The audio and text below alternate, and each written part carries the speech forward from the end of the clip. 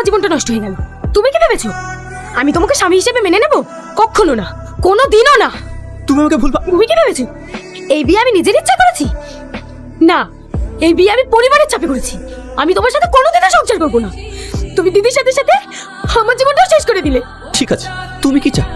মুক্তি, মুক্তি চাই। এই নাও ডিভোর্স পেপার। ঠিক আছে, আমি তোমায় মুক্ত করে দিচ্ছি। এক মিনিট, তুমি এভাবে ডিভোর্স করে দিলে তো আব্বা মা আমাকে দোষী ভাববে। এভাবে নয়। বেশ, ঠিক আছে, একদিন আমি সব ভুল নিজের ঘাড়ে নিয়ে তোমাকে আমি মুক্ত করে দেব। ভয় নেই, তোমাকে আমি স্পর্শ করব।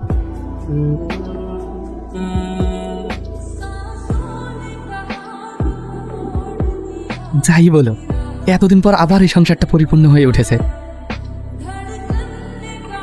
বৌমা, তোমার শরীর খারাপ নাকি? না না, তাহলে এরকম লাগছে কেন তোমার? না না, আমি ঠিক আছি।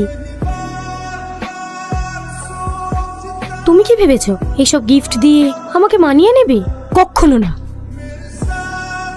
ফুল, চকলেট, কেক, তুমি কি করে জানলে আমি এসব পছন্দ করি? হ্যাপি বার্থডে স্নেহা, জন্মদিনের অনেক শুভেচ্ছা রইল। তোমার দিদির মুখ থেকে শুনেছিলাম তুমি এগুলো পছন্দ করো। যদি কোনো ভুল করে থাকি, আই এম সো সরি। দেখ দেখ কে আসছে। শালা, জীবন তো এখন ওর। একটা বউ মরতে মরতে আরেকটা বিকেলে চলে এসছে।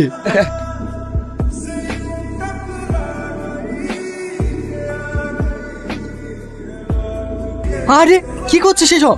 সবকিছু কি নিজের ইচ্ছা মতো হয়? নেহা চলে যাক সেটা তো আমি চাই। নেহা চলে গেল তো এটাই হয়।